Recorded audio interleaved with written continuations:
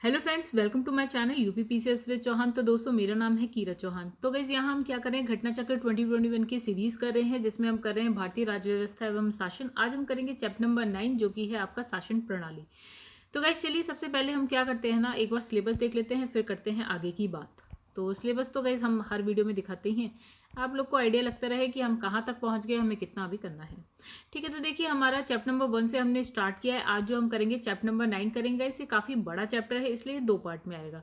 ठीक है, तो बाकी आप देख लीजिए और कौन कौन से चैप्टर हैं, दोनों साइड देख लीजिएगा। इस उसके बाद आगे की बात करेंगे, काम की बात करेंगे। तो गैस ये हुए आपके सारे चैप्टर्स। आई होप आप लोगों ने देख लिए होंगे। तो इसके बाद अब करते हैं काम की बात। गैस अगर आपको वीडियो पसंद आए तो वीडियो को करिएगा लाइक, और अगर आपको सच में पसंद आए तो कमेंट करके बताइएगा, शेयर करिएगा। एंड अगर आपने चैनल को सब्सक्राइब नहीं किया है, वीडियो पसंद आता है तो प्लीज़ चैनल को सब्सक्राइब करिएगा। ठीक है, अगर आपने पहली बार आप मेरा चैनल देख रहे हैं तो गई 2-3 वीडियो देखिए, अगर पसंद आए तो ज़रूर चैनल को सब्सक्राइब करिएगा। तो ये हो गई इस काम की बात। अब चलिए स्टार्ट करते हैं हम लोग अपना चैप्टर। देखिए यहाँ पे लिखा है शासन प्रणाली। अब देखिए क्या होता है ये। तो गैस देखिए यहाँ पे क्या है लिखा है कि राजतंत्र।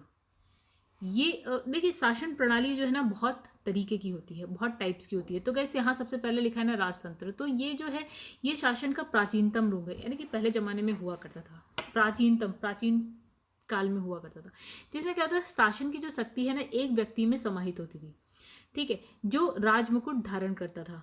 ठीक है, तो वह क्या अनुवांशिक उत्तराधिकारी के आधार पर पद ग्रहण करता था। और ठीक है, तो क्या मतलब यहाँ बात हो रही है राजतंत्र में, यानी कि एक होता था राजा। ठीक है, वही राजमुकुट पहनता था।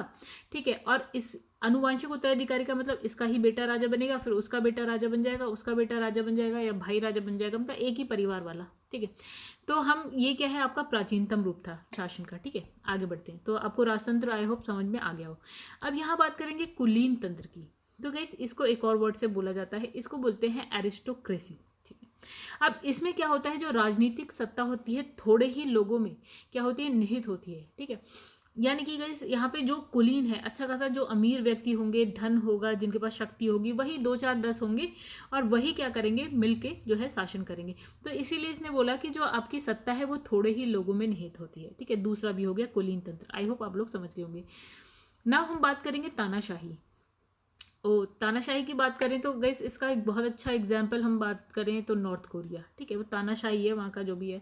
ठीक है, तो इसमें लिखा है तानाशाही में, मतलब इसको हम बोलते हैं इसे अधिनायक तंत्र, या फिर इंग्लिश में हम इसको बोलते हैं डिक्टेटरशिप। ठीक है, तानाशाही, अधिनायक तंत्र और डिक्टेटरशिप एक ही बात। ठीक है, ये एक शासन का एक ऐसा रूप है ना, जिसमें जो व्यक्ति होता है वो होता है निरंकुश, मतलब जो बल प्रयोग के माध्यम से अपने पद पर आसीन होता है और किसी के भी प्रति उत्तरदायी नहीं होता है। इसका मतलब क्या, तो गाइस इसका मतलब ये हुआ कि भैया लाइक सपोज कि मैं कोई एक देश है या कोई एक क्षेत्र है, वहाँ पे क्या है, मैं जो है डिक्टेटर हूँ, राइट।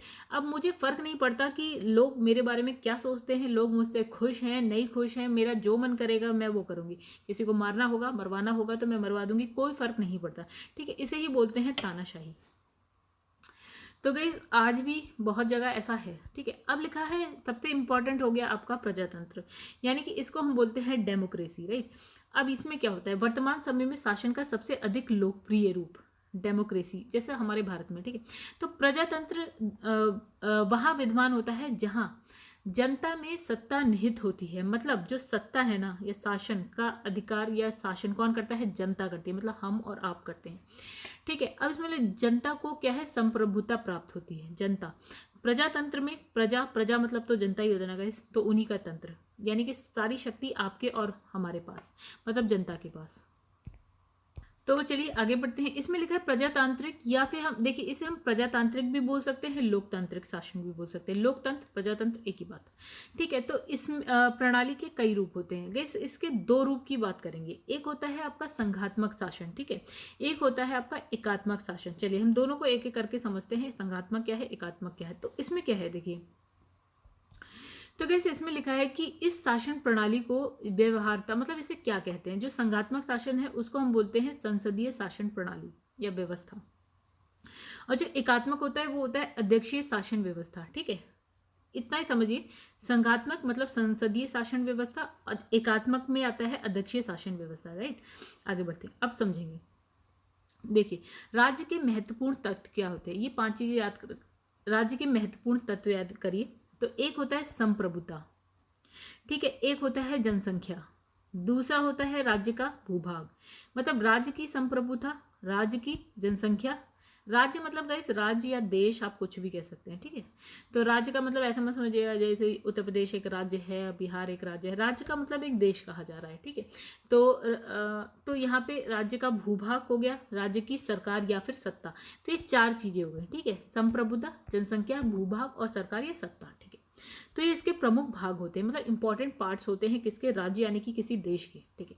अब लिखा है किसी भी राज्य का अनिवार्य तत्व क्या, संप्रभुता है। संप्रभुता मतलब देखिए यहाँ पे समझेंगे, ठीक है। लिखा है कि संप्रभुता के बिना राज्य जो है राज्य की श्रेणी में नहीं आता, मतलब अगर राज्य को राज्य बनना है तो राज्य को संप्रभु होना पड़ेगा, ठीक है। अब लिखा है कि वर्ष, तो लिखा है वर्ष 1947 से पहले अगर हम बात करते हैं तो हमारा देश संप्रभु नहीं था, ठीक है। चलिए अभी समझेंगे संप्रभु मतलब। तो इसमें लिखा है क्योंकि उस समय भारत पर भारत की जनता का शासन नहीं था, ठीक है। किसका शासन चल रहा था, ब्रिटिश क्राउन का। तो हम संप्रभु नहीं थे गाइस, संप्रभु यानी कि अगर कोई भी निर्णय लेना है, कुछ भी नियम बनाने हैं तो हम खुद से बना ले, हमारे ऊपर कोई ना हो, ठीक है, हमें कोई पूछने बताने वाला ना हो, ठीक है। तो यहाँ पे अगर हम 1947 के पहले की बात करते हैं तो हम संप्रभु नहीं थे, क्योंकि हमारे ऊपर हमारे देश के लोगों का शासन नहीं था गाइस, हमारे ऊपर किसका, क्राउन का शासन था, तो किसी और देश का शासन था, ठीक है। लेकिन 1947 के बाद हम संप्रभु राष्ट्र हैं, और ये आपको कहाँ भी मिलेगा, जो आपकी संविधान की प्रस्तावना है उसमें ये वर्ड मिलेगा आपको, ठीक है। तो लिखा है भारतीय संविधान के अनुसार देश में संसदीय शासन प्रणाली को अपनाया गया। देखिए 2 हमने शासन प्रणाली पढ़ी, एक जो संघात्मक थी यानी कि संसदीय शासन प्रणाली, और एक थी एकात्मक यानी कि अध्यक्षीय शासन प्रणाली, ये भी देखेंगे। अभी हम इसकी बात करते हैं जो है संघात्मक या संसदीय शासन प्रणाली, राइट। तो भारत में क्या है, संसदीय शासन प्रणाली है। अब क्या होती है देखते हैं, जिसमें क्या होता है संसदीय शासन प्रणाली। देखिए संसद आप जानते हैं गाइस क्या होता है, संसद में 3 पार्ट संसद के, एक हो गया लोकसभा, एक हो गया राज्यसभा, एक हो गया आपका प्रेसिडेंट यानी कि राष्ट्रपति, ठीक है। अब हम बात करें कि इसमें देखिए जिसमें जनता द्वारा चुने हुए प्रतिनिधि ही शासन व्यवस्था का संचालन करते हैं, राइट। तो लोकसभा में हम क्या देखते हैं, जब लोकसभा चुनाव होता है तो दोस्तों क्या होता है कि हम ही तो उन्हें चुन के भेजते हैं, लोकसभा में जो भी मेंबर्स होते हैं, मेंबर ऑफ पार्लियामेंट्स हम भेजते हैं, ठीक है। अब आप कहेंगे भैया राज्यसभा में तो हम नहीं भेजते हैं, लेकिन हाँ आप ये समझिए ना कि हम जो मेंबर्स चुन के भेजते हैं, सपोज लोकसभा में या विधानसभा में भेजते हैं, वही लोग क्या करते हैं, हमारे ही प्रतिनिधि जो है राज्यसभा के लिए चुन लेते हैं मेंबर्स।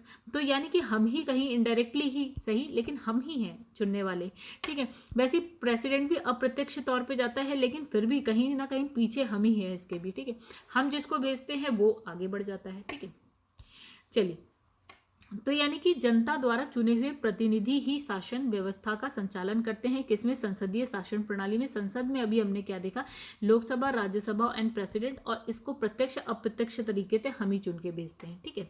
यानी कि जनता ही भेजती है, मतलब हम खुद शासन नहीं करेंगे गाइस, हम अपना एक प्रतिनिधि रख देंगे सामने, ठीक है। अब 130 करोड़ जनता तो नहीं कुछ कर सकती, लेकिन हाँ 130 करोड़ जनता 500 लोगों को भेज सकती है भैया कि हमारे बिहाफ पे आप काम करिए, ऐसा कुछ, ठीक है। यानी कि जनता ही है पीछे। लिखा है संसदीय शासन प्रणाली को हम यहाँ बोलते हैं मंत्रिमंडलीय शासन प्रणाली। देखिए क्या होता है कि अगर हम संसद की बात करते हैं, लोकसभा की बात करते हैं, राज्यसभा प्रेसिडेंट की बात करते हैं, तो गाइस अब देखिए, अब हर कोई तो मंत्रिमंडल में घुस नहीं सकता, तो कुछ पर्सन आपके लोकसभा राज्यसभा के घुस जाते हैं क्या, और एक क्या बनाते हैं, एक मंत्रिमंडल का गठन करते हैं, राइट। तो ये मंत्रिमंडल ही सारा काम करता है, तो हम इसको बोलते हैं मंत्रिमंडलीय शासन। अब मंत्रिमंडल में क्या कौन होता है गाइस, जैसे आपके प्रधानमंत्री होते हैं, आपके बहुत सारे मिनिस्टर्स होते हैं, राइट। अलग अलग मिनिस्ट्री होता है, यानी कि अलग अलग मंत्रालय होता है, उसके मंत्री होते हैं, राइट। तो ये पूरा का पूरा क्या होता है, मंत्रिमंडल ही हो गया गैस। तो मंत्रिमंडलीय शासन प्रणाली भी हम इसको बोलते हैं, ठीक है। और इस प्रणाली में क्या होता है, संसद जो है हमारी वो विधि निर्माण की सर्वोच्च संस्था है। विधि निर्माण यानी कि कानून बनाने की सबसे बड़ी सबसे ऊंची संस्था कौन है, संसद है। सर्वोच्च संस्था कौन है आपकी गैस, क्या है, संसद है। और संसद किसके से मिलकर बनी है, लोकसभा, राज्यसभा और प्रेसिडेंट से यानी कि राष्ट्रपति से। अब लिखा है कार्यपालिका अपने समस्त कार्यों के लिए संसद के प्रति जवाबदेही होती है। इसका मतलब देखिए कार्यपालिका क्या है, देखिए हाँ, एक होती है आपकी विधायिका, तो गाइस विधायिका में कौन है आपका? लोकसभा राज्यसभा, जो विधि का निर्माण करता है, राइट, यानी कि जो ये विधि का निर्माण यानी कि कानून बनाने का काम करता है, ठीक है। फिर उसके बाद हम बात करते हैं कार्यपालिका। कार्यपालिका में कौन होता है गाइस? वही मंत्री, प्रेसिडेंट होता है, मंत्री होते हैं, वही लोग होते हैं, ठीक है।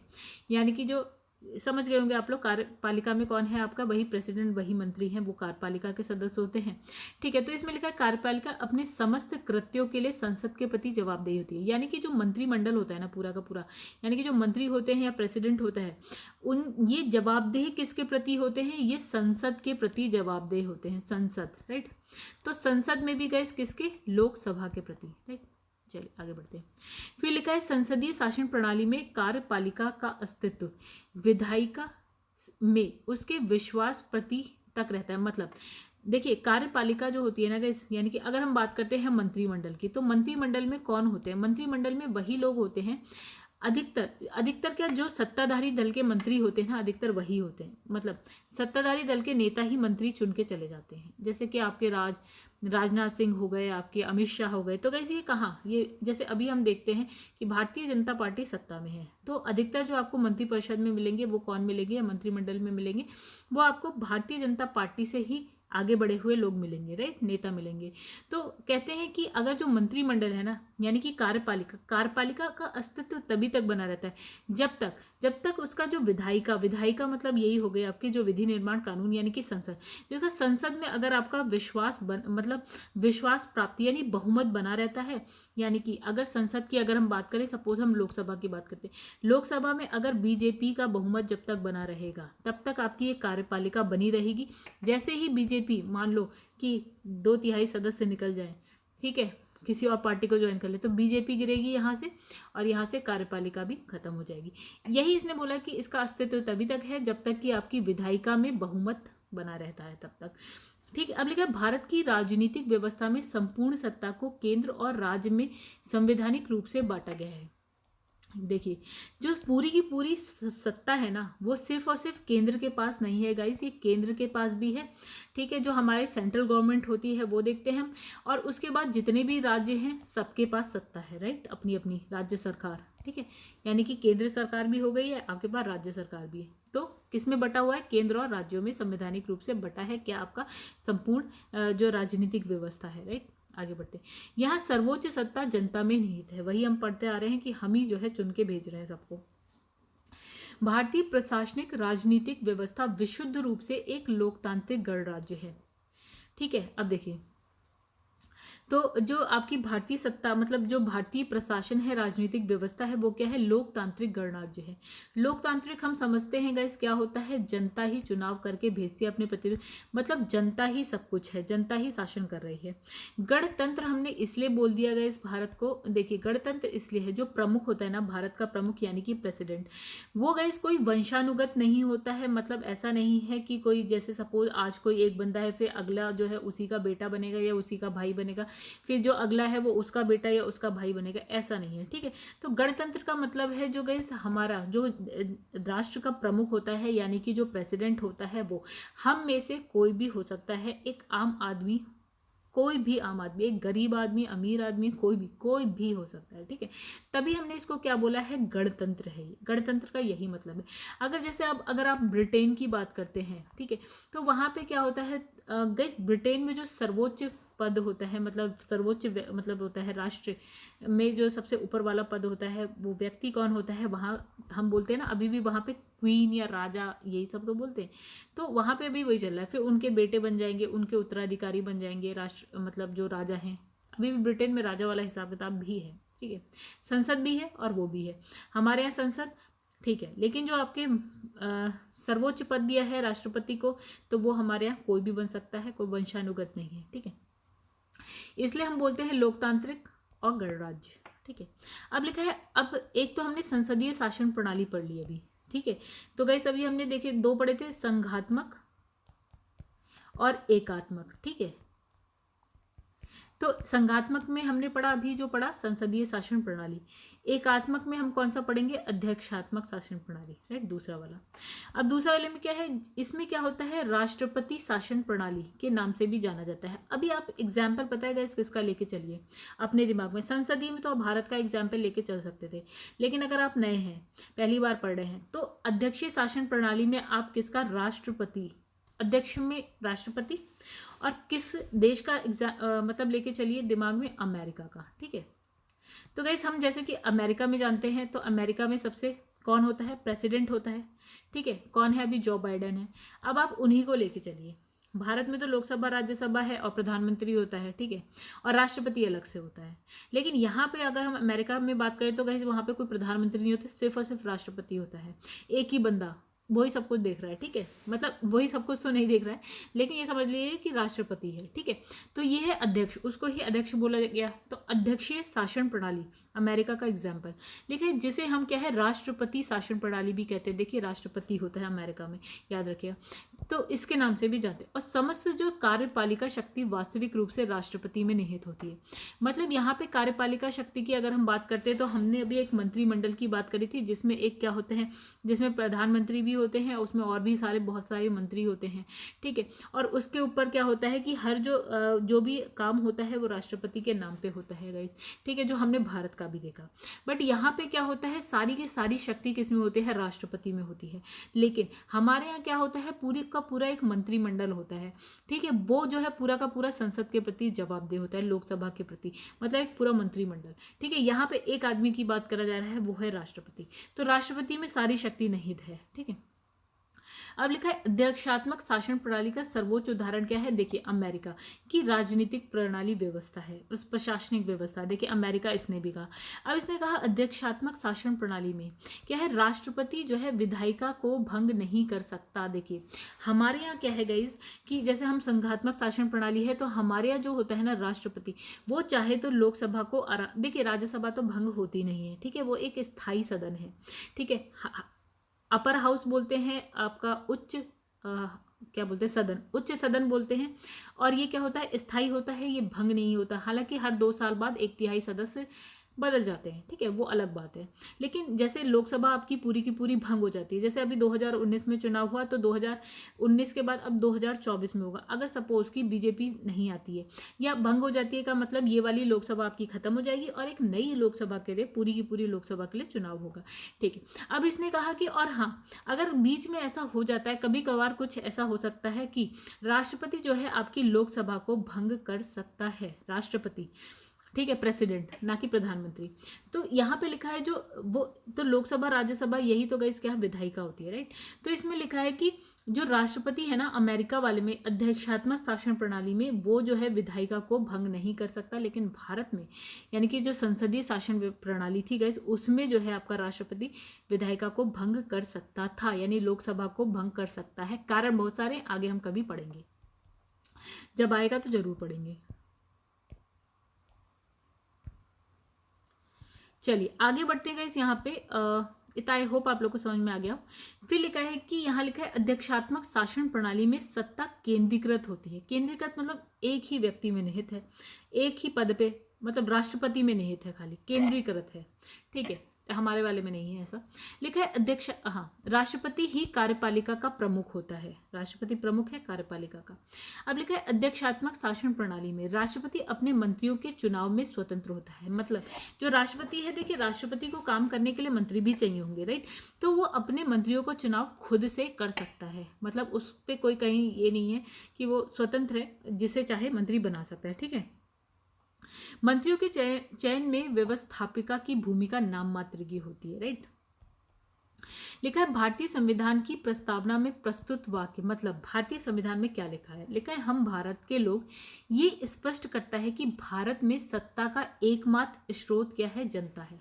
मतलब जो हमारे संविधान में लिखा है गाइस, हम भारत के लोग, मतलब हम जो भारत में सत्ता जो है ना, वो किसके पास है, जनता के पास है। लिखा है जो प्रतिनिधियों का निर्वाचन सत्ता संचालन हेतु करती है। मतलब हम क्या करते हैं, प्रतिनिधि यानी कि जो लोकसभा के मेंबर होते हैं गाइस, उनका निर्वाचन यानी कि चुनाव होता है, तो हम उन्हें वोट करके भेजते हैं। सपोज कि हमारे जो एरिया है, आपका जो एरिया है, आपने किसी को चुन के फिर लोकसभा में भेजा है। और वही क्या करेंगे वहाँ पे आपकी तरफ से वो क्या करेंगे, आगे सारा काम करेंगे। ठीक है, ठीक है। भारतीय लोकतंत्र में जनप्रतिनिधियों को जनता के सेवक का दर्जा दिया गया है। जनप्रतिनिधि यानी कि जनता के प्रतिनिधि, यानी कि जिन्हें आपने चुन के भेजा है वो क्या है, आपके सेवक हैं, राइट। फिर लिखा है भारतीय संविधान में संघ और राज्य की शक्तियों को संविधान में स्पष्टता विभाजित किया है। इसलिए भारतीय जो संविधान उसको हम बोलते हैं परिसंघीय। मतलब गाइस जो शक्तियां हैं ना, संघ की अपनी शक्ति, राज्य की अपनी शक्तियां हैं। मतलब हमने देखा था ना एक विषय, तो जैसे संघ सूची थी, राज्य सूची थी, समवर्ती सूची थी, ये 3 सूचियां हमें पता है। ठीक है, तो इसमें अलग अलग विषय हैं। यानी कि जो संघ सूची है उस पे जो कानून बनाने का अधिकार सिर्फ संसद को है, राज्य सूची पे कानून बनाने का अधिकार राज्य को है, समवर्ती सूची पे कानून बनाने का अधिकार संघ को भी है और राज्य को भी है। पिछले चैप्टर में हमने ये पढ़ा था। तो इसने यही कहा है कि शक्तियों को क्या है, विभाजित कर दिया है संघ और राज्य में, कि भैया लड़ाई ना हो कि तुम इस पे कानून बना सकते हो, तुम इस पे दखल दे सकते हो या मैं नहीं दे सकता, ये वो आपका अलग है, आपका अलग है, आपके लिए अलग शक्तियां, आपके लिए अलग शक्तियां, लड़ाई ना हो। तो इसी को हम बोलते हैं परिसंघीय, इसी को हम परिसंघीय भी बोलते हैं, राइट। अब लिखा है ब्रिटिश संसद, अब ब्रिटेन पहुंच जाते हैं, इंग्लैंड पहुंच जाते हैं। ओके, तो ब्रिटिश संसद को क्या बोला जाता है, संसदों की जननी। यानी कि जो संसद वाला कंसेप्ट आया था ना गाइस, वहीं से आया था। ठीक है, अब लिखा है ब्रिटेन में परंपराओं के अनुरूप आवश्यक कानून बनाते हुए प्रशासनिक व्यवस्था का संचालन किया जाता है। मतलब ये इसने कहा है कि परंपरा पे आधारित काम चल रहे हैं वहाँ पे, मतलब वहाँ पे कोई लिखित संविधान नहीं है। जैसे हमारे यहाँ लिखित संविधान है, अमेरिका में लिखित संविधान है, लेकिन ना ब्रिटेन में कोई लिखित संविधान नहीं है जिसके अकॉर्डिंग काम चले। वहाँ ना एक परंपरा चली आ रही है, उसी के अकॉर्डिंग काम चलता आ रहा है। ठीक है, आई होप आप लोग को समझ में आया हो। अगर समझ में आया गाइस एक लाइक करिएगा। लिखा है भारतीय संविधान में एकात्मक शासन के प्रमुख लक्षणों में, देखिए हम कहते हैं भैया संघ है, राज्य की अपनी शक्ति है, केंद्र की अपनी शक्ति है, लेकिन फिर भी कहीं ना कहीं इसमें एकात्मक शासन के लक्षण दिखते हैं। यानी कि आपको यहाँ पे केंद्र जो है ना स्ट्रॉन्ग दिखेगा राज्यों से। अब वो कहाँ कहाँ दिखता है वो देखते हैं। ठीक है, देखिए जो आपका राज्यपाल होता है ना, उसे राष्ट्रपति चुन के भेजता है, राइट। राष्ट्रपति करता है उसका निर्वाचन, मतलब चुनाव करता है किसका, राज्यपाल का। तो यानी कि ये जो है ना, इसको और कोई नहीं निकाल सकता, इसको सिर्फ और सिर्फ राष्ट्रपति निकाल सकता है। और राष्ट्रपति कहाँ बैठता है, केंद्र का होता है, राइट। तो केंद्र हो गया यहाँ पे स्ट्रॉन्ग, क्योंकि राज्यपाल तो राज्य में होता है गाइस, तो इसको तो भैया राष्ट्रपति लाएगा, राष्ट्रपति चाहे तो हटा भी सकता है, इसको अपने अकॉर्डिंग घुमा भी सकता है। हालांकि ऐसा होना नहीं चाहिए, लेकिन होता तो है अगर हम देखें तो। गाइस ये देखिए यहाँ पे आपका केंद्र जो है स्ट्रांग हो गया, तो ये एकात्मक शासन कह सकते हैं। क्या राज्य को तो हमने किनारा कर दिया और फिर केंद्र दिख रहा है, तो एकात्मक ही तो गया, एक बंदा ऊपर केंद्र। फिर लिखा है अखिल भारतीय सेवाएं। तो गाइस इसका जो इसके लिए एग्जाम कौन लेता है, जो ऑल इंडिया सर्विसेज है, IAS IPS IFS, तो इसके लिए एग्जाम सब केंद्र के हाथ में होता है। ठीक है, और ये कहाँ पे जाते हैं, फिर राज्यों में काम करते हैं, लेकिन अधिकार किसका होता है इन पे, फिर भी केंद्र का होता है। ठीक है, तो ये भी एक हो गया कि ये भी बताता है यार केंद्र तो स्ट्रांग है, यार केंद्र ऊपर हो गया। लिखा है एकल नागरिकता। अब आपके देखिए भारत की ना, आप भारत के नागरिक हैं, आप भारतीय नागरिक हैं, राइट। आप किसी उत्तर प्रदेश के नहीं हैं, आप बिहार के नहीं हैं, आप MP के नहीं, आप भारतीय हैं। तो यहाँ पे भी भारत को स्ट्रांग, केंद्र को स्ट्रांग कर दिया, राइट। फिर आपातकालीन प्रावधान। तो गाइस ये भी केंद्र से ही लगता है, ये भी ऊपर से लगता है। राज्य आपातकाल नहीं लगा सकते, लेकिन केंद्र राष्ट्रपति लगा सकते हैं, तो राष्ट्रपति तो केंद्र में हो गए। तो ये आपातकालीन प्रावधान भी दिखाता है यार केंद्र स्ट्रांग है, जब चाहे आपातकाल लगा सकता है, जैसे इंदिरा गांधी के टाइम में हुआ था। फिर लिखा है राज्यसभा में असमान प्रतिनिधित्व शामिल है। इसका मतलब गाइस जैसे बहुत सारे राज्य हैं, ठीक है। अब उत्तर प्रदेश को राज्यसभा में अधिक सीट मिली हुई है, ठीक है। वहीं सिक्किम को 1 सीट मिली हुई है। तो यहाँ पे देखिए बेचारा राज्य सिक्किम बेचारा ही हो गया गाइस, इसको 1 सीट दी है, तुमने उत्तर प्रदेश को इतनी सारी सीट्स दे दी हैं, राइट। अगर हम अमेरिका की बात करते हैं तो गाइस वहाँ पे जो राज्यसभा की जगह होता है आपका सीनेट होता है, राइट। तो सीनेट जो होता है वहाँ पे क्या होता है, 50 राज्य हैं टोटल, 50 राज्यों से मिलकर यूनाइटेड स्टेट ऑफ अमेरिका बना है। हर राज्य के सीनेट में 2 प्रतिनिधि होते हैं, रिप्रेजेंटेटिव होते हैं, सिर्फ और सिर्फ 2, यानी कि टोटल 100। 50 राज्य हैं यानी कि हर से 2, यानी कि टोटल 100। लेकिन हमारे यहाँ क्या है, उत्तर प्रदेश से सबसे ज़्यादा, बिहार में ज़्यादा, इधर ज़्यादा, आप सिक्किम में पहुँचेंगे तो 1, ठीक है। आपका नॉर्थ ईस्ट के स्टेट्स में आपको 1 मिलेंगे, 2 मिलेंगे, एक दो एक दो ऐसे मिलेंगे।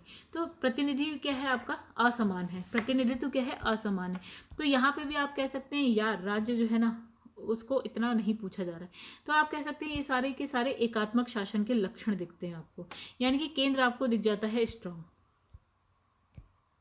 तो गाइस लिखा है भारत एक गणतंत्र है, इसका आशय है कि भारतीय राजनीतिक प्रशासनिक व्यवस्था के सर्वोच्च पद यानी कि क्या है, राष्ट्रपति पर निर्वाचित व्यक्ति जो है आसीन होता है। अभी हमने बात करी थी गणतंत्र की, यानी कि जो सर्वोच्च पद होता है किसका होता है, राष्ट्रपति, और इस पे व्यक्ति क्या होता है, निर्वाचित होकर पहुंचता है, ना कि राष्ट्रपति का बेटा राष्ट्रपति बन जाएगा, उसका बेटा राष्ट्रपति, ऐसे नहीं, निर्वाचन होता है। आप और हम भी खड़े हो सकते हैं राष्ट्रपति के लिए अगर आप योग्य हैं तो, मतलब क्वालिफाई करते हैं, मतलब उसकी जो होता है ना योग्यताएं होती हैं वो उसको करते हैं कंप्लीट, यानी भारत के नागरिक होने चाहिए, 35 वर्ष के होने चाहिए, जो भी है 2-3 चीज़ें, अगर वैसा है तो आप राष्ट्रपति के लिए खड़े हो सकते हैं।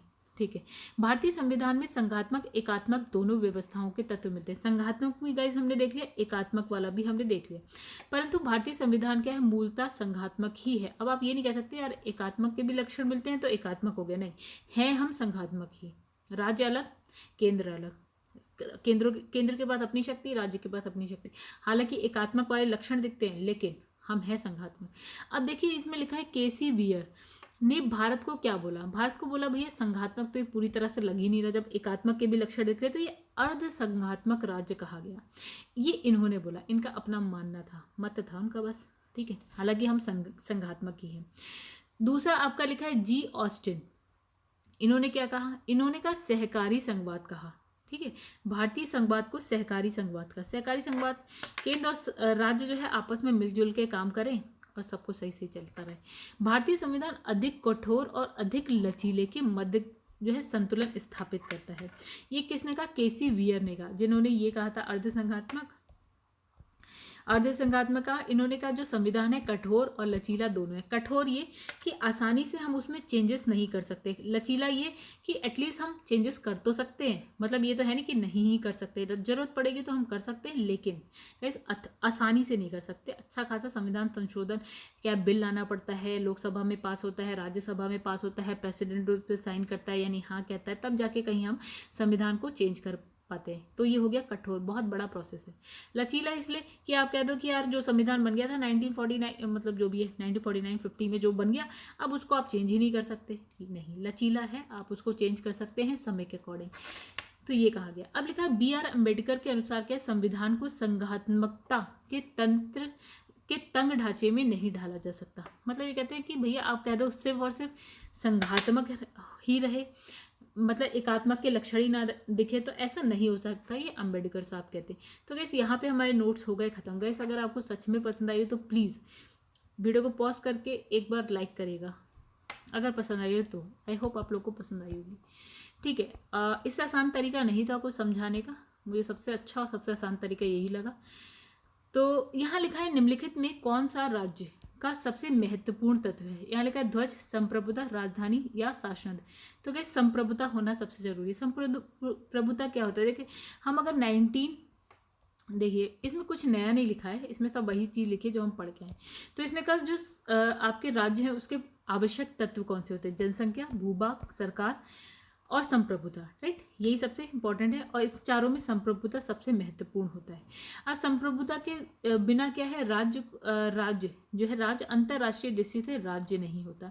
संप्रभुता मतलब आपके ऊपर किसी और का शासन नहीं है, जनता ही सब कुछ कर रही है, आपके देश में शासन आप ही लोग कर रहे हैं, मतलब वहीं की जनता कर रही है। तो 1947 से पहले हम संप्रभु नहीं थे, 1947 के बाद हम संप्रभु हैं। लेकिन भारत की संप्रभुता के संबंध में निम्नलिखित में से कौन सा कथन सही है। तो भारत राष्ट्रमंडल का सदस्य है, ठीक है, राष्ट्रमंडल की सदस्यता के कारण जो भारत की संप्रभुता है कम हो जाती है। गाइस ये हो गया गलत, यानी कि आपका पहला सही है दूसरा गलत है। हम राष्ट्रमंडल के सदस्य तो हैं लेकिन हमारी संप्रभुता कहीं से कहीं तक नहीं गई है, वही है। ठीक है, लिखा है भारत जो है राष्ट्रमंडल का सदस्य है लेकिन इसके कारण भारत की संप्रभुता कम नहीं हुई है। राष्ट्रमंडल वास्तव में कोई क्या है वैधानिक संगठन नहीं है, बल्कि इसके सदस्य की पारंपरिक सहयोग और सद्भावना पर आधारित संगठन है ये। ठीक है, राष्ट्रमंडल के सभी सदस्य राष्ट्र जो है स्वतंत्र हैं, समान है तथा ब्रिटिश साम्राज्य के प्रति निष्ठा जैसी कोई शर्त या आवश्यक नहीं है। मतलब जैसे हम पहले ब्रिटिशर्स के गुलाम थे गाइस। ठीक है, तो हमें लगता था यार राष्ट्रमंडल के अगर हम सदस्य बनेंगे तो भी हम ब्रिटिशर्स की ही बात मानेंगे। ठीक है, या उनकी शर्तों उनकी मतलब उन्हीं के प्रति अब आपकी निष्ठा होगी, ऐसा कुछ नहीं है गाइस।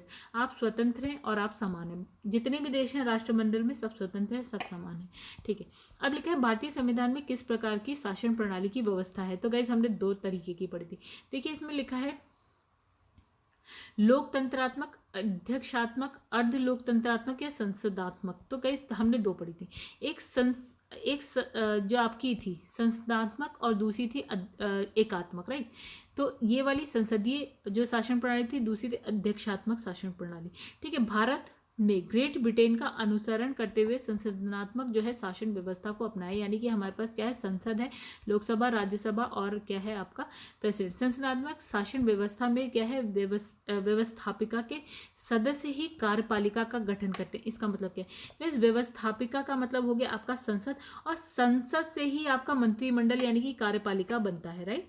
संसद के ही जो नेता होते हैं वही मंत्री बन जाते हैं। जैसे अगर हम बात करें भारतीय जनता पार्टी आज सत्ता में है और उसी के जो नेता हैं जैसे आपके राजनाथ सिंह हो गए, अमित शाह हो गए, प्रधानमंत्री तो होते ही हैं, और जैसे आपकी स्मृति ईरानी हो गई, निर्मला सीतारमण जी हो गए, यही सारी आपको मंत्रिमंडल में मिलेंगी, यानी कि कार्यपालिका की सदस्य भी मिलेंगी। यानी कि व्यवस्थापिका से ही निकला है कि आपका कार्यपालिका, तथा कार्यपालिका जो है व्यवस्थापिका के प्रति उत्तरदायी होता है। यानी कि जो ये कार्यपालिका यानी कि मंत्रिमंडल जो भी काम करता है भैया आपको बताना पड़ेगा कि आपने क्यों, कहाँ, कैसे, कब किया, और इसके पीछे क्या अच्छा हो सकता है, बुरा हो सकता है। यानी कि सारा उत्तरदायित्व तो किसके प्रति होगा, आपका संसद के ही प्रति होगा। ठीक है, संसदात्मक शासन व्यवस्था में कार्यपालिका विधायिका का ही द्वारा नियंत्रित होती है। मतलब इन्होंने कहा जो ये मंत्रिमंडल होता है उसको विधायिका नियंत्रित करती है। कैसे भी कर सकती है, इसके बारे में हम पढ़ेंगे कैसे नियंत्रित करती है। जैसे प्रश्न पूछकर मंत्रियों से कि भैया आपने ये जो बनाया है, नियम बनाया है या जो भी है, तो वो सही चल रहा है, नहीं चल रहा है, इसमें कमी है, कैसा है, क्यों, कहाँ, कैसे, ऐसे करके क्वेश्चन पूछ सकती है। और भी बहुत सारे जैसे अविश्वास प्रस्ताव ला सकती है। ये सारी चीज़ें अभी आपको नहीं समझ में आएगी, अगर आप नए हैं तो ये सारी चीज़ें आगे आएंगी कि कैसे विधायिका, यानी कि विधायिका मतलब हम मान लेते हैं यहाँ पे संसद, और अगर कार्यपालिका की बात करें तो यहाँ हम मान लेते हैं मंत्रिमंडल, राइट। तो कैसे संसद जो है मंत्रिमंडल को नियंत्रित करती है यानी कि कंट्रोल करती है, ये तब हम पढ़ेंगे। इसमें लिखा है संसदात्मक शासन व्यवस्था में विधायिका का कार्यपालिका पर नियंत्रण होता है। अभी हम यहाँ पढ़ के आए कि संसद का मंत्रिमंडल पर क्या होगा, नियंत्रण होगा। ठीक है, लिखा है संसदीय व्यवस्था वाली सरकार वह होती है जिसमें क्या, चलिए डायरेक्ट देखते हैं, जिसमें बी, तो जिसमें जो आपका सरकार संसद के प्रति उत्तरदायी होती है और उसके द्वारा हटाई जा सकती है। यानी कि जो सरकार है ना, तो सरकार किसके प्रति उत्तरदायी होती है गाइस, संसद के प्रति होती है। ठीक है, और संसद क्या है, इसको हटा भी सकती है, अविश्वास प्रस्ताव ला के हटा सकती है, या और भी बहुत सारे तरीके होते हैं जिससे संसद जो है आपका सरकार को हटा सकती है, राइट। जैसा हम पढ़ेंगे गए तभी हम कैसे समझें इसको। लिखा है देखिए संसदीय व्यवस्था वाली जो आपकी सरकार वह होती है जिसमें सरकार संसद के प्रति उत्तरदायी होती है। ठीक है, और इसके द्वारा हटाई जा सकती है। भारतीय संविधान में संसदीय शासन व्यवस्था की स्थापना है, सब जानते हैं। इंग्लैंड की बात करें तो संसदीय प्रणाली का अंगीकरण है, यानी कि क्या बोलते हैं, संसद का जनक है ये इंग्लैंड थे, इंग्लैंड की जो संसदीय प्रणाली। अब लिखा है इस व्यवस्था में कार्यपालिका विधायिका का ही भाग होती है। अभी हमने पढ़ा संसद से ही निकल के सारे आपके मंत्रिमंडल बनता है, मंत्री जाते हैं, और ये विधायिका के प्रति जो है उत्तरदायी होती है। इसमें वास्तविक कार्यपालिकीय शक्ति प्रधानमंत्री और उसके मंत्रियों में निहित होती है। देखिए कार्यपालिका में प्रधानमंत्री होता है और प्रधानमंत्री द्वारा चुने हुए मतलब बताए हुए मंत्री होते हैं कि वो खुद ही बताता है कि भैया ये मंत्री मैं रखूंगा। ठीक है, अब लिखा है भारतीय संविधान के अनुच्छेद क्या 35(3) के अनुसार मंत्री परिषद लोकसभा के प्रति सामूहिक रूप से उत्तरदायी होते हैं। ठीक है, जो मंत्री परिषद होती है वो किसके प्रति उत्तरदायी होती है गाइस, आपकी लोकसभा के प्रति, ना कि राज्यसभा। लोकसभा के प्रति क्यों होती है, क्योंकि इन मंत्रियों को जनता ने ही भेजा होता है, और जनता ने ही मतलब जो जनता होती है उन्होंने ही अपने प्रतिनिधि लोकसभा में भेजे होते हैं। देखिए राज्यसभा में इनडायरेक्टली जाते हैं, ठीक है, डायरेक्ट वोट हम लोकसभा के लिए करते हैं। तो हमारे प्रतिनिधि लोकसभा में जाते हैं और लोकसभा से ही मंत्रिपरिषद जो है बनती है। तो यहाँ पे मंत्रिपरिषद मतलब में ऐसा नहीं है सिर्फ लोकसभा से ही आते हैं, राज्यसभा से भी आते हैं, लेकिन जो उत्तरदायी होती है वो सिर्फ और सिर्फ लोकसभा के प्रति होती है, क्योंकि लोकसभा जनता का सदन होता है। लिखा है सर्वप्रथम संसदात्मक सरकार किस देश में आरंभ की गई थी? सबसे पहले कहाँ थी गाइस? ये आती थी ग्रेट ब्रिटेन यानी कि यूके में। तो लिखा है वर्तमान में संसदात्मक व्यवस्था शासन का स्वरूप जो अधिकांश देशों में प्रचलित है सर्वप्रथम ग्रेट ब्रिटेन यानी कि यूके में परिलक्षित हुआ था। तो पुष्पेश पंत ने भी अपनी पुस्तक विश्व का इतिहास में स्पष्ट किया था कि ब्रिटेन में संसदीय प्रणाली का क्या है आविर्भाव संसार के किसी भी देश से पहले हो गया था। चलिए आगे बढ़ते हैं दोस्तों। नेक्स्ट क्वेश्चन क्या कहता है? भारतीय संसदीय प्रणाली ब्रिटिश संसदीय प्रणाली से इस बात से भिन्न है कि भारत में, देखिए भारत की और ब्रिटेन की संसदीय प्रणाली कैसे भिन्न है कि भारत में क्या है न्यायिक पुनरावलोकन की प्रणाली है। देखिए इसको हम समझते हैं क्या, यानी कि जुडिशियल रिव्यू की प्रणाली है भारत में। यानी देखिए भारतीय संसदीय प्रणाली में न्यायिक पुनरावलोकन की प्रणाली है, जबकि ब्रिटेन में ऐसा नहीं है। इस अर्थ में क्या भारतीय संसदीय प्रणाली ब्रिटेन से अलग है। इसके अतिरिक्त वास्तविक और नाममात्र दोनों प्रकार की कार्यपालिका, सामूहिक उत्तरदायित्व और द्विसदनीय जो है विधायिका भारत और ब्रिटेन के दोनों।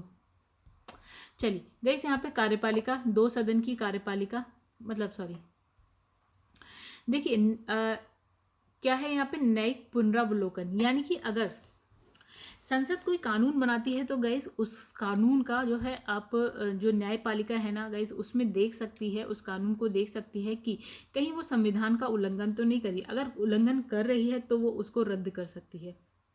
ब्रिटेन में ऐसा नहीं है गाइस, विधायिका अगर कानून बना देगी तो बना देगी, न्यायपालिका का ऐसा इसमें कोई रोल नहीं होगा, मतलब वो इन्वॉल्व नहीं हो सकती, ठीक है। लेकिन भारत में है, यानी कि न्यायिक पुनरावलोकन हो सकता है, राइट। और इसके अतिरिक्त अगर हम बात करें और की, तो यहाँ पे क्या है, दोनों में क्या चीज़ कॉमन है, तो इसमें लिखा है वास्तविक और नाम मात्र दोनों प्रकार की कार्यपालिका, सामूहिक उत्तरदायित्व। सामूहिक उत्तरदायित्व का मतलब पूरा का पूरा एक जो मंत्रिमंडल है वो सामूहिक रूप से उत्तरदायी होता है क्या, लोकसभा के प्रति। अब लिखा है द्विसदनीय विधायिका, यानी कि लोकसभा और राज्यसभा दो सदन हो गए, ठीक है। तो ये भारत और ब्रिटेन दोनों में है, ठीक है। बाकी जो हमने न्यायिक पुनरावलोकन का देखा वो भारत में तो है, लेकिन ब्रिटेन में ऐसा कुछ नहीं है, न्यायालय इतना ऊपर नहीं है वहाँ पे, ठीक है, उसकी बात इतनी नहीं मानी जाएगी। लिखा निम्नलिखित में से कौन सी भारतीय संविधान की विशेषता नहीं है, तो गाइस देखिए अध्यक्षात्मक सरकार जो है हमारा भारत में नहीं है, राइट। संघात्मक जो है सरकार है आपकी, संसदनात्मक सरकार है आपकी, स्वतंत्र न्यायपालिका है, हमारी जो न्यायपालिका है वो स्वतंत्र है, ठीक है, उसके ऊपर कोई है नहीं गाइस कि वो उसे रोक टोक कर सके। तो बाकी अध्यक्षात्मक जो सरकार है वो हमारे यहाँ नहीं है, वो अमेरिका में हमने देखा, यहाँ नहीं देखा, तो ये अलग हो गया। अब लिखा है भारतीय राजनीतिक पद्धति के बारे में निम्न में से कौन सी सही नहीं, तो देखिए भारतीय राजनीतिक पद्धति, तो गाइस यहाँ पे राष्ट्रपति जो पद्धति की सरकार, यानी कि वही हो गई अध्यक्षात्मक, राइट। तो ये तो हमारे संग नहीं है। देखिए धर्मनिरपेक्ष राज्य हम हैं, यानी कि राज्य का कोई धर्म नहीं है, सब धर्म समान है हमारे लिए। संसदीय पद्धति की सरकार बिल्कुल है, संसद है हमारे, लोकसभा राज्यसभा और प्रेसिडेंट। फिर है संघीय नीति, ये भी है, लेकिन ये राष्ट्रपति पद्धति की सरकार नहीं है, ये कहाँ है, अमेरिका में है। चलिएगा इसमें लिखा भारत के राष्ट्रपति जो है पद्धति, भारत में राष्ट्रपति पद्धति नहीं है, संसदीय पद्धति है, ठीक है। और राष्ट्रपति शासन का औपचारिक प्रमुख मात्र है। भारतीय संविधान संसदीय लोकतंत्र की व्यवस्था करता है, इसमें धर्मनिरपेक्ष राज्य और संघीय प्रणाली को अपनाया हुआ है, ठीक है। अब लिखा भारत में संसदीय प्रणाली की सरकार है क्योंकि लोकसभा जनता द्वारा प्रत्यक्ष रूप से निर्वाचित होती है, मतलब हम ही लोकसभा के लिए इलेक्शन चुनाव करते हैं, मतलब वोट देते हैं, ठीक है, हम ही उनको भेजते हैं, ठीक है। संसद जो है संविधान का संशोधन कर सकती है, बिल्कुल कर सकती है गाइस, बहुत सारे संशोधन होते हैं। राज्यसभा को भंग नहीं किया जा सकता, बिल्कुल सही है गाइस, राज्यसभा भंग नहीं होती है, एक स्थायी सदन होता है। इसमें हालांकि हर 2 वर्ष बाद 1/3 सदस्य बदले जाते हैं। लेकिन मंत्रिपरिषद जो है लोकसभा के प्रति उत्तरदायी होती है, तो गाइस ये भी सही है। इसमें लिखा है तो मंत्रिपरिषद लोकसभा के प्रति उत्तरदायी होती है, तो इसमें लगा भारत में संसदीय प्रणाली की सरकार है क्योंकि, अच्छा, तो इसने बताया संसदीय प्रणाली में क्या होता है गाइस, ये सारी बातें तो सही हैं, लेकिन हमारा आंसर क्या है, ये है कि मंत्रिपरिषद जो है लोकसभा के प्रति उत्तरदायी होती है। तो तो गाइस इसमें लिखा भारत में संसदीय प्रणाली की सरकार है क्योंकि मंत्रिपरिषद लोकसभा के प्रति उत्तरदायी होती है। ये आपका आर्टिकल 75(3) में लिखा हुआ है। संसदीय शासन प्रणाली को मंत्रिमंडलीय व्यवस्था भी कहते हैं और इस शासन व्यवस्था में संसद विधि निर्माण की सर्वोच्च संस्था होती है। यानी कि जो कानून का निर्माण कौन करता है? संसद करती है। मतलब सर्वोच्च संस्था संसद है। लाइक कानून का निर्माण देखिए हर राज्य की विधान सभा या विधायिका भी करती है, राइट। लेकिन सर्वोच्च संस्था कौन है? संसद ही है, ठीक है। अब लिखा है कार्यपालिका अपने सभी कार्यों के लिए संसद के प्रति उत्तरदायी होती है, उसको जवाब देना पड़ता है संसद को, ठीक है।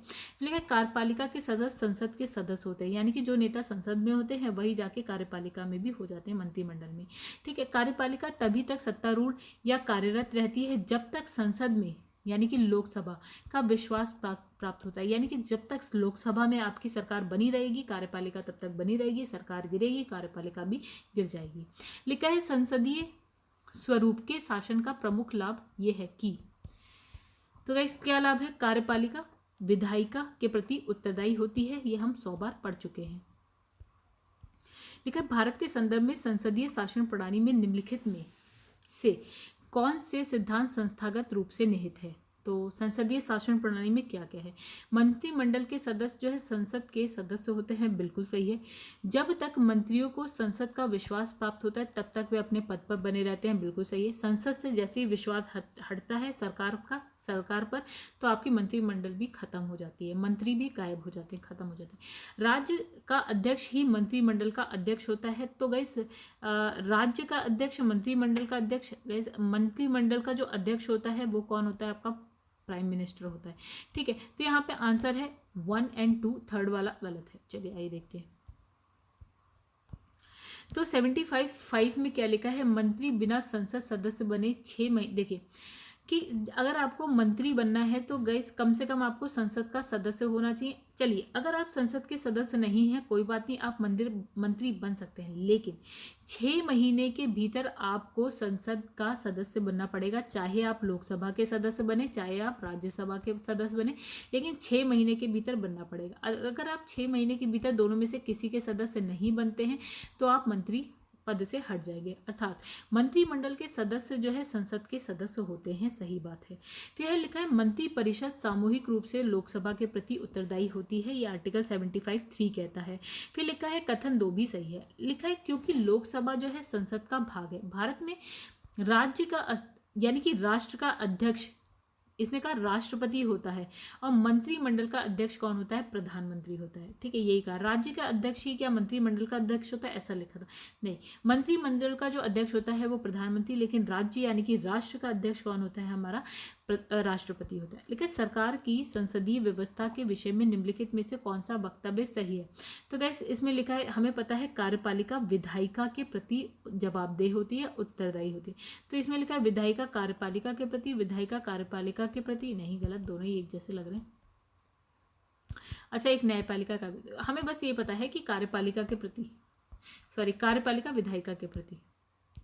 तो गैस यहाँ पे EO, इसमें कोई भी नहीं है, ठीक है, क्योंकि विधायिका कार्यपालिका जो भी, हमें पता है क्या कार्यपालिका विधायिका के प्रति जवाबदेही होती है या उत्तरदायी होती है।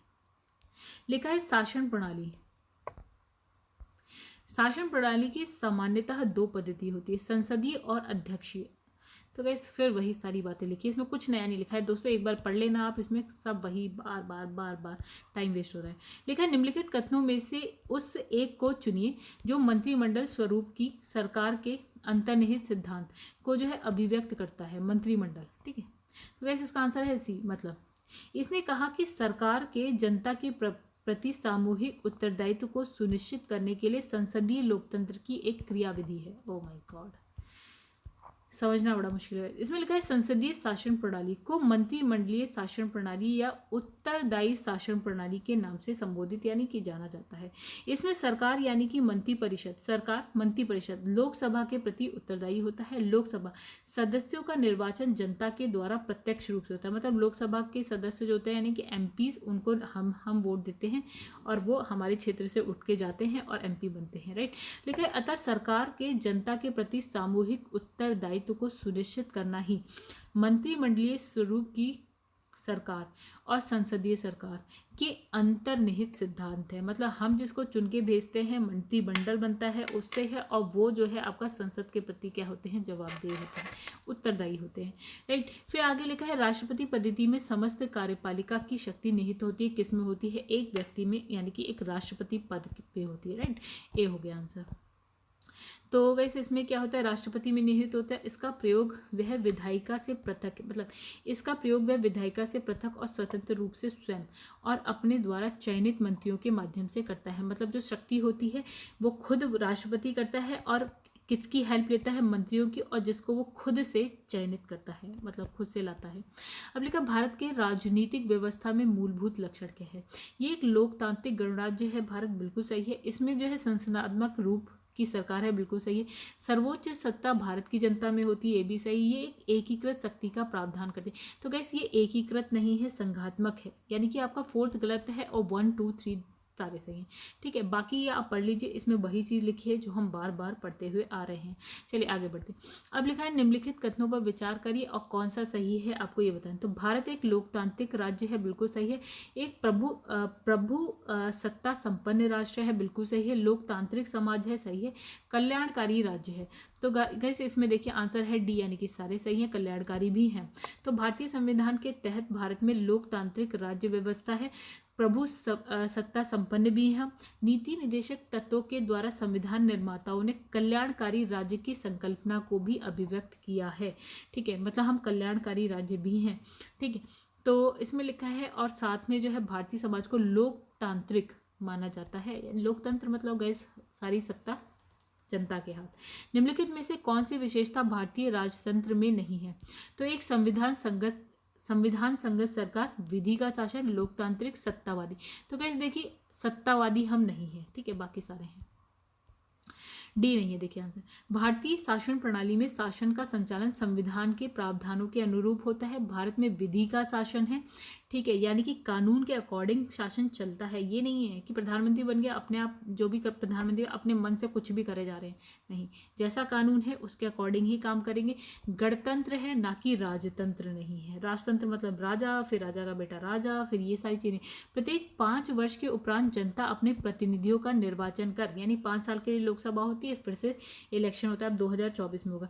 निर्वाचन में संविधान संगत लोकतांत्रिक सरकार का गठन करती है। और ये क्या है, सत्तावादी सरकार नहीं है, मतलब ये सत्ता नहीं है किसी की, जनता ही चुन के भेज रही है अपने लिए।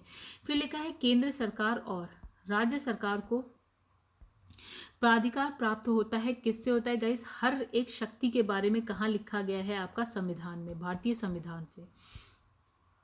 केंद्र सरकार और राज्य सरकार को प्राधिकार यानी अधिकार या जो भी शक्ति है प्राप्त होते हैं, कहाँ से होती हैं, संविधान में जो जो चीजें लिखी गई हैं गाइस वही होगा, संविधान के अकॉर्डिंग ही चला जाता है। तो संघीय शासन प्रणाली के अनुरूप केंद्र और राज्य के मध्य विधायी, प्रशासनिक, आर्थिक शक्तियों का विभाजन भारतीय संविधान में किया गया है।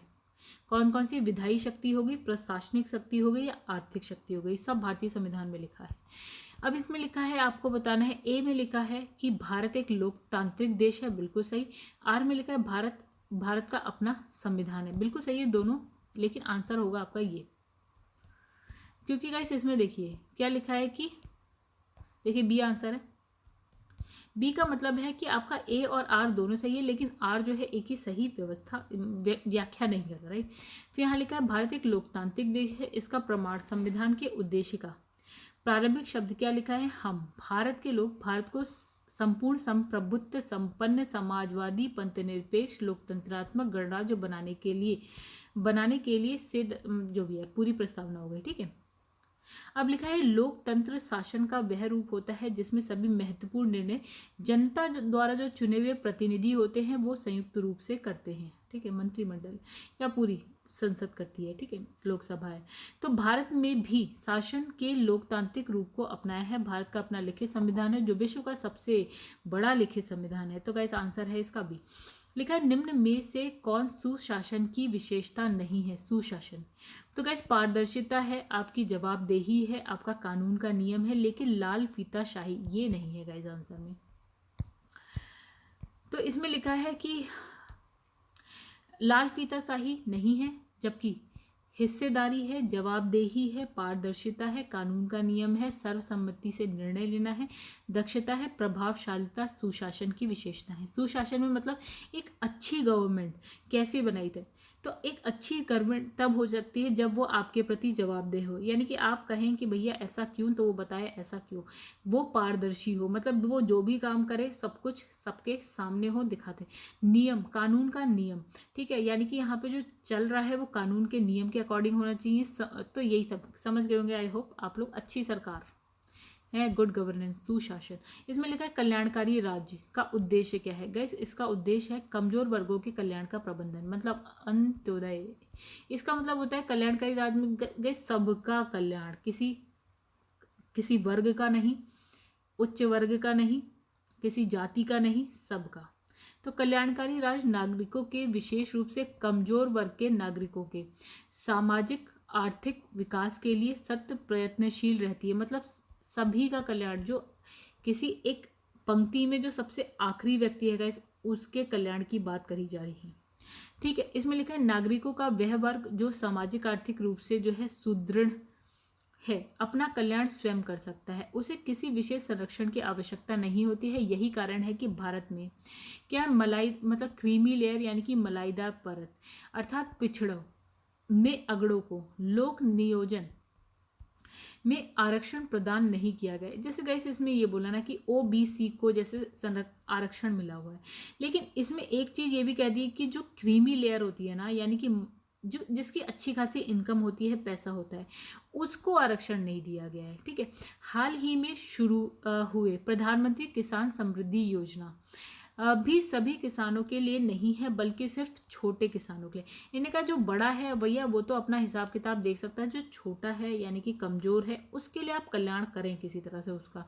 फिर लिखा है संघ सरकार और राज्य सरकार द्वारा चलाई जा रही अन्य विभिन्न विशेष योजनाओं के लक्षित नागरिक समूहों की पहचान से भी यह स्पष्ट होता है कि कल्याणकारी राज्य की अवधारणा केंद्र में वंचित वर्ग ही है, मतलब जो वंचित है, कमजोर है, उसके लिए, ठीक है। अब लिखा है राज्य हर जगह है, ये अंतराल शायद ही कोई छोड़ता है। ये वक्तव्य किस धारणा की व्यवस्था या व्याख्या करता है। तो गैस ये है आपका राज्य हर जगह है, कल्याणकारी राज्य की बात हो रही है। हर एक यानी कि जो कमजोर वर्ग है उसके भी कल्याण की बात हो रही है, राज्य है उसके लिए। तो राज्य हर जगह है, ये अंतराल शायद ही कोई छोड़ता है। ये वक्तव्य कल्याणकारी राज्य की अवधारणा को जो है व्याख्या करता है। कल्याणकारी राज्य की सरकार समग्र विकास और प्रगति की यह व्यापक और अधिक धनात्मक आवश्यकताओं के संदर्भित होकर कार्य करती है। मात्र शांति बनाए रखना, विवादों का समाधान, आवश्यक सेवाओं को क्या है उपलब्ध कराने तक ही इसका जो है कार्य सीमित नहीं है, ठीक है। आगे बढ़ते हैं। लिखा है निम्नलिखित में से कौन सा एक भारतीय संविधान का दृश्य नहीं है। कल्याणकारी राज्य है आपका समाजवादी, साम्यवादी। गैस साम्यवादी नहीं है हम, राजनीतिक समानता इन सब की बात हम करते हैं, साम्यवादी की बात नहीं करते। आइए देखते हैं क्या मतलब है इसका। तो वैसे यहाँ लिखा है भारतीय संविधान में कल्याणकारी राज्य, समाजवादी राज्य, राजनीतिक समानता, न्याय, पंथनिरपेक्ष, लोकतंत्रात्मक, गणतंत्र आदि दृश्य आत्मसात है। गैस जब आप प्रियम्बल पढ़ते हैं ना उद्देशिका, तो इसमें आपको ये सारी चीज मिलेगी। समाजवादी राज्य जो राज्य है ना उसके दृश्य का उल्लेख संविधान में नहीं किया गया है। आप सिर्फ और सिर्फ प्रस्तावना भी पढ़ लेंगे तो आपको समाजवादी को छोड़, साम्यवादी को छोड़कर सब कुछ मिलेगा, ठीक है। फिर समाजवादी राज्य और राजनीतिक समानता, न्याय का उल्लेख हमें उद्देशिका में मिलता है, राइट। और कल्याणकारी राज्य का जो दर्शन है आपको कहाँ मिलेगा, जो भाग 4 है उसमें जो आपके directive principles of state policy यानी कि जो नीति निदेशक तत्व है उसमें मिलेंगे। मतलब आपको संविधान में सब कुछ मिलेगा लेकिन साम्यवादी वर्ड नहीं मिलेगा, ठीक है। अब चलते हैं आगे। निम्नलिखित कथनों में से कौन सा सही। गाइस देखिए, अगर जो बच्चे नए हैं वो ये कैसे समझेंगे कि यार कैसे पता कि साम्यवादी नहीं मिलेगा बाकी सब मिल रहा है। तो गाइस जैसे जैसे आप पॉलिटी को कंप्लीट करेंगे ना और बार बार जब पढ़ेंगे तो आपके दिमाग में होगा कि यार कौन सा वर्ड नहीं है, क्योंकि आप जो आगे के पार्ट्स पढ़ेंगे ना, आगे के चैप्टर्स, तो उसमें आप सब समझ जाएंगे कि क्या क्या है और क्या नहीं है। हालांकि कुछ नहीं वाले में कुछ ही चीज़ें हैं वो आप समझ जाएंगे क्या नहीं है। फिलहाल इतना भी टेंशन मत लीजिए। अभी तक हमने जैसे प्रस्तावना पढ़ी तो प्रस्तावना में आपको 2 चीज़ें तो पता है, पंथ निरपेक्ष है, समाजवादी है, ठीक है, ये सारी चीज़ तो आपको पता ही है, ठीक है। वैसे धीरे धीरे जैसे आप आगे पढ़ते जाएंगे तो आपको और पता चल जाएगा यार ये भी वर्ड है, ये भी वर्ड है। लिखा निम्नलिखित कथनों में से कौन सा सही है। लिखा है भारतीय संविधान अध्यक्षात्मक है, गलत। अमेरिका का ऐसा जरूर है। भारत एक नाम मात्र का राजतंत्र, गाइस नाम मात्र का भी नहीं है, राजतंत्र है ही नहीं, मतलब राजा, राजा का बेटा राजा। भारत एक कुलीन तंत्र है, नहीं। गाइस यहाँ पे भारत का संसदात्मक प्रजातंत्र है, राइट। चलिए इसके बारे में आप पढ़ लीजिए, हम पढ़ चुके हैं। भारत में राजनीतिक सत्ता का प्रमुख स्रोत है, तो गाइस सत्ता का प्रमुख स्रोत क्या है आपका? जनता। तो गाइस इसमें भारत में राजनीतिक सत्ता का प्रमुख स्रोत कौन है? जनता है, क्योंकि भारत का संविधान आरंभ होता है क्या? हम भारत के लोग। साथ ही भारत एक लोकतंत्रात्मक राज्य है। भारत में राज्य सत्ता जनता में निहित है, मतलब हम ही शासन कर रहे हैं, हालांकि हम नहीं कर रहे हैं, हमने अपने प्रतिनिधि संसद में भेज रखे हैं, जो चुनाव होते हैं आपके, उसके थ्रू। फिर लिखा है जनता को अपने प्रतिनिधि निर्वाचित करने का अधिकार है, जो जनता के स्वामी ना होकर क्या होते हैं? सेवक होते हैं। यानी जो मेंबर ऑफ पार्लियामेंट है वो हमारे स्वामी नहीं है गाइस, वो हमारे सेवक हैं, हालांकि ऐसा होता नहीं। निम्नांकित में से कौन एक अध्यक्षात्मक शासन प्रणाली का आधारभूत तत्व है? अध्यक्षात्मक में गाइस क्या होता है? एकल कार्यपालिका होती है, सारी शक्ति राष्ट्रपति में निहित होती है, एक बंदे में, ठीक है। तो बस यही है, केंद्रीकृत होती है शक्ति। अब इसमें लिखा है निम्नलिखित में से कौन सा सही है? अध्यक्षात्मक शासन प्रणाली की विशेषता क्या है? राष्ट्रपति अपने मंत्रिपरिषद का जो चयन है वो स्वयं करता है। कौन सा सही है गाइस बताना है? अध्यक्षात्मक शासन। लिखा है ऊपर वर्णित। अच्छा चलिए पढ़ते हैं एक एक। इसमें लिखा है कार्यकारिणी का प्रमुख क्या होता है? राष्ट्रपति होता है। हमने कहा सबसे इंपॉर्टेंट राष्ट्रपति होता है। राष्ट्रपति अपने मंत्रिपरिषद का चयन जो है खुद करता है, स्वतंत्र होता है वो करने के लिए। राष्ट्रपति व्यवस्थापिका को भंग नहीं कर सकता, जैसे कि आज हम जो है आपका राष्ट्रपति भारत में जो है आपकी लोकसभा को भंग कर सकता है। बट अगर हम राष्ट्र अध्यक्षात्मक शासन की बात करें तो राष्ट्रपति जो है व्यवस्थापिका को भंग नहीं कर सकता। तो ये भी सही, ये भी सही, ये भी सही, यानी कि सारे सही हैं। चलिए इसको आप पढ़ लीजिएगा, क्योंकि वही चीज वापस से लिखी हुई है। लिखा है अध्यक्षात्मक यानी कि प्रेसिडेंशियल शासन का उदय सर्वप्रथम किस देश में हुआ? तो गाइस कहाँ पे हुआ? सबसे पहले आपका संयुक्त राष्ट्र अमेरिका में हुआ। तो गैस ये कहाँ हुआ? संयुक्त राष्ट्र अमेरिका में। इस शासन प्रणाली में प्रमुख कार्यकारी शक्ति किसके पे होती है? राष्ट्रपति, जो कि अभी कौन है वहां पे? Joe Biden. फिर लिखा है ये वह लोग द्वारा जो है प्रत्यक्ष अप्रत्यक्ष रूप से निश्चित अवधि के लिए चुना जाता है। यानी गैस देखिए क्या होता है, वो अगर 5 साल के लिए चुने गए तो 5 साल बाद ही हटेंगे। लेकिन हमारे प्रधानमंत्री अगर लोकसभा भंग हो जाती है गैस, तो अगर सरकार गिर जाती है तो प्रधानमंत्री 5 साल के लिए नहीं रह सकते, वो चाहे तो 2 साल में ही हट सकते हैं। जैसे कि अब जब हम देख रहे थे ना गैस, हम लाइक अगर हम 1900 वाला टाइम देखते हैं, जैसे आपके लाल बहादुर, चलिए वो तो मर जाते हैं, ठीक है। तो गाइस बहुत सारे ऐसे प्रधानमंत्री हुए, जैसे जब सबसे पहली बार अटल बिहारी वाजपेयी चुन गए थे तो वो 13 दिन ही प्रधानमंत्री रहे थे, उसके बाद हट गए थे, ठीक है। फिर दूसरी बार चुन के आए तो भी वो 5 साल के लिए नहीं रहे थे। तीसरी बार जब चुन के आए थे तो 5 साल के लिए रहे थे। लेकिन अगर हम अध्यक्षात्मक शासन प्रणाली में देखें तो ये क्या होता है, इन एक निश्चित अवधि के लिए होते हैं, मतलब 5 साल से पहले इन्हें कोई हटा ही नहीं सकता, ठीक है। महाभियोग लाया जा सकता है लेकिन वो इतना आसान नहीं है। इस शासन प्रणाली में कार्यपालिका विधायिका से पृथक होती है। हमारे में क्या होती है गाइस, देखिए जो आपकी कार्यपालिका होती है वो विधायिका से ही निकल के आती है, और कार्यपालिका विधायिका के प्रति उत्तरदायी भी होती है। लेकिन यहाँ की अगर हम बात करें इस शासन प्रणाली की, तो गाइस कार्यपालिका अलग, विधायिका अलग, दोनों को एक दूसरे से कोई मतलब नहीं, दोनों पृथक है। अब लिखा है भारत में प्रजातंत्र इस तथ्य पर आधारित है कि संविधान लिखित है, यहाँ मौलिक अधिकार प्रदान किए गए हैं, जनता को सरकारों को चुनने और बदलने का अधिकार है, यहाँ राज्य के नीति निर्देशक तत्व हैं। तो हमको बताना क्या है, प्रजातंत्र इस तथ्य पर आधारित है। प्रजातंत्र किस तथ्य पर गाइस? ये जनता को सरकार, देखिए प्रजातंत्र का मतलब ये होता है कि हम ही शासन करेंगे, यानी कि हम जो है सरकार को चुनकर भेजेंगे और हम ही उसको बदल सकते हैं। अगला जो सपोज कि हमने 2019 में बीजेपी को चुन के भेज दिया, बीजेपी की सत्ता आ गई, लेकिन हम क्या करेंगे 2024 में हम चाहें तो उसको हटा के किसी और को भी चुन के भेज सकते हैं, कुछ ऐसा लिखा हुआ है, ठीक है। तो भारत में प्रजातंत्र इस तथ्य पर आधारित है कि जनता को सरकार को चुनने और बदलने का अधिकार है, अर्थात जनता अपने मतदान के अधिकार के द्वारा ही प्रतिनिधियों का चुनाव करती है और ये प्रतिनिधि ही जो है शासन सत्ता का संचालन करते हैं। जब ये प्रतिनिधि जनता के कल्याण और शासन सत्ता का संचालन सही और उचित तरीके से नहीं करे, हमने देखा यार इस बार जो बीजेपी गवर्नमेंट है कि वो अच्छा काम नहीं कर रही है, तो जनता क्या करेगी, चुनाव के माध्यम से सत्तारूढ़ सरकार को पराजित करके हटा भी सकती। तो हम क्या करेंगे, हमने कहा यार ये अच्छा काम नहीं कर रही है अगर, तो 2024 में जो चुनाव आने वाले हैं उसमें हम किसी और पार्टी को ले आएंगे। ठीक है, ये होगा कुछ। ठीक है, अब क्या होगा क्या नहीं होगा इस वो तो बात की बात है, हमें नहीं पता, फिलहाल ऐसा होता है। ठीक है, लोकतंत्र का उत्कृष्ट गुण ये है कि वे क्रियाशील बनाता है। तो गैस ये है साधारण पुरुष और महिला की बुद्धि और चरित्र को। ठीक है, देखिए IAS 2017 का क्वेश्चन है, लिखा है लोकतंत्र का उत्कृष्ट गुण ये है कि वह साधारण पुरुष और महिला की बुद्धि और चरित्र की क्रियाशील बनाता है और लोकतंत्र में सामान्य नागरिकों की समुदाय में पर्याप्त भागीदारी की अपेक्षा होती है। राइट, और एक अच्छे नागरिक की सक्रिय भागीदारी स्वस्थ समाज के निर्माण के लिए महत्वपूर्ण है। चूंकि लोकतंत्र को अच्छे नागरिक की जरूरत होती है इसलिए वे अच्छे व्यक्ति का विकास करता है। लोकतांत्रिक नागरिकता एक क्या है, बौद्धिक कार्य है और इसमें क्या है, आम लोग को राजनीतिक मुद्दा और उम्मीदवार के बारे में निरंतर निर्णय लेने की जरूरत होती है। तो इन निर्णयों के लिए क्या है, नागरिक एक दूसरे से बात करते हैं और एक दूसरे से सीखते हैं और अपनी बुद्धि विकसित करते हैं। तो गाइस आज क्या करते हैं ना, यहीं पे स्टॉप करते हैं।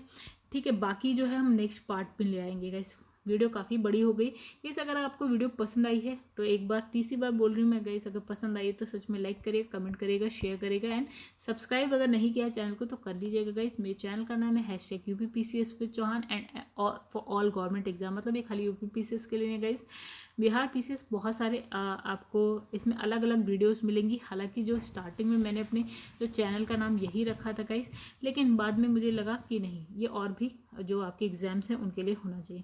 तो दोस्तों यहाँ पे क्या करते हैं, वीडियो को करते हैं एंड नेक्स्ट वीडियो में मिलेंगे इसके आगे के पार्ट के साथ। तब तक के लिए धन्यवाद गाइस। अगर पसंद आए तो कमेंट करके ज़रूर लिखिएगा कि हाँ पसंद आए।